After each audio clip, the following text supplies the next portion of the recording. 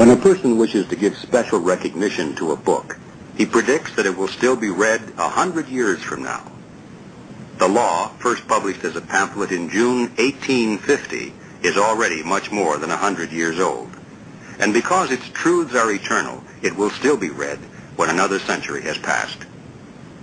Frederick Bastiat was born in 1801, and he died in 1850.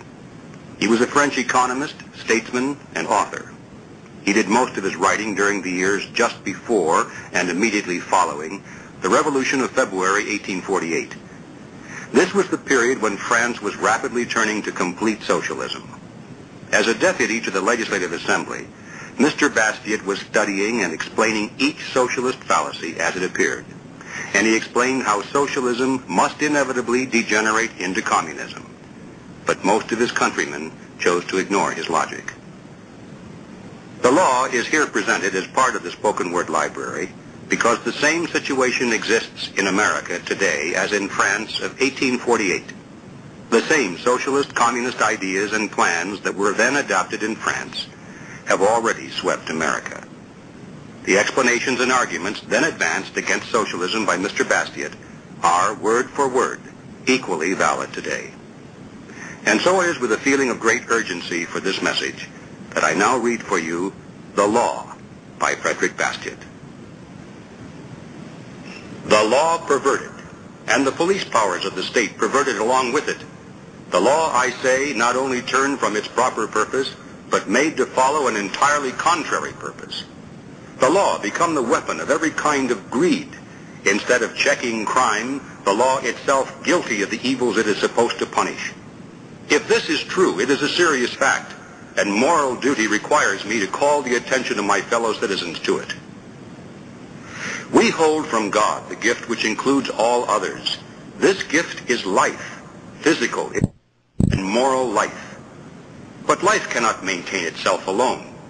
The Creator of life has entrusted us with the responsibility of preserving, developing, and perfecting it. In order that we may accomplish this, He has provided us with a collection of marvelous faculties, and He has put us in the midst of a variety of natural resources. By the application of our faculties to these natural resources, we convert them into products and use them. This process is necessary in order that life may run its appointed course. Life, faculties, production. In other words, individuality, liberty, property. This is man. And in spite of the cunning of artful political leaders, these three gifts from God precede all human legislation and are superior to it.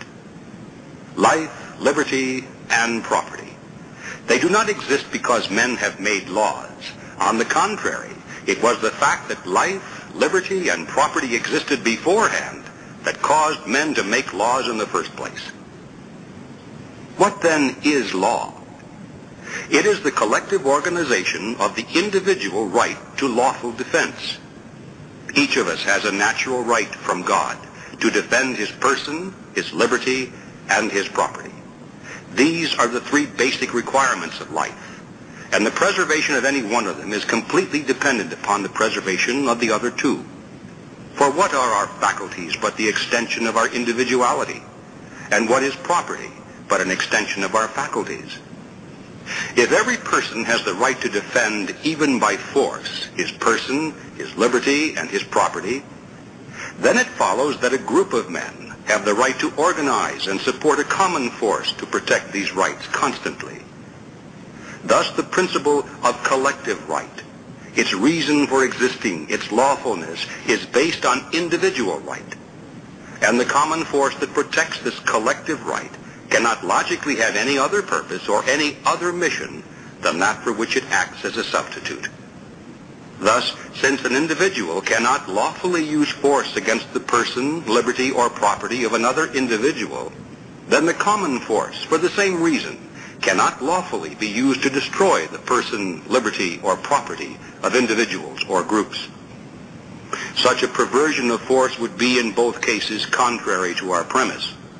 Force has been given to us to defend our own individual rights.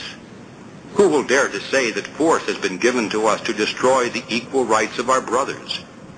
Since no individual acting separately can lawfully use force to destroy the rights of others, does it not logically follow that the same principle also applies to the common force? That is nothing more than the organized combination of the individual forces? If this is true, then nothing can be more evident than this. The law is the organization of the natural right of lawful defense. It is the substitution of a common force for individual forces. And this common force is to do only what the individual forces have a natural and lawful right to do, to protect persons, liberties, and properties, to maintain the right of each, and to cause justice to reign over us all. If a nation were founded on this basis, it seems to me that order would prevail among the people in thought as well as in deed. It seems to me that such a nation would have the most simple, easy-to-accept, economical, limited, non-oppressive, just, and enduring government imaginable, whatever its political form might be. Under such an administration, everyone would understand that he possessed all the privileges as well as all the responsibilities of his existence.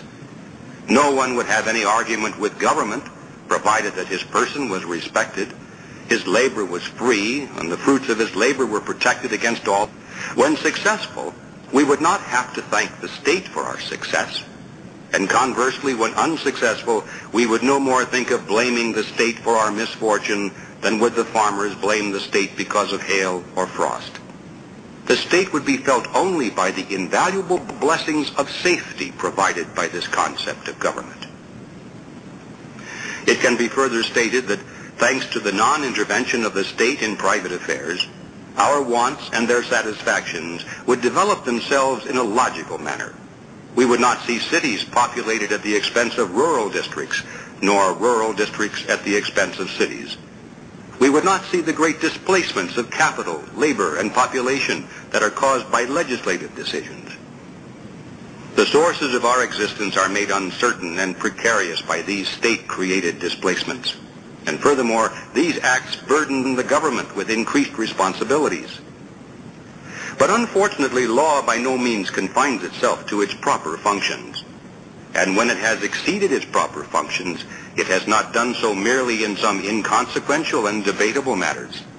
The law has gone further than this. It has acted in direct opposition to its own purpose. The law has been used to destroy its own objective. It has been applied to annihilating the justice that it was supposed to maintain, to limiting and destroying rights which its real purpose was to respect. The law has placed the collective force at the disposal of the unscrupulous, who wish without risk to exploit the person, liberty, and property of others. It has converted plunder into a right in order to protect plunder, and it has converted lawful defense into a crime in order to punish lawful defense. How has this perversion of the law been accomplished, and what have been the results? The law has been perverted by the influence of two entirely different causes: stupid greed and false philanthropy. Let us speak of the first.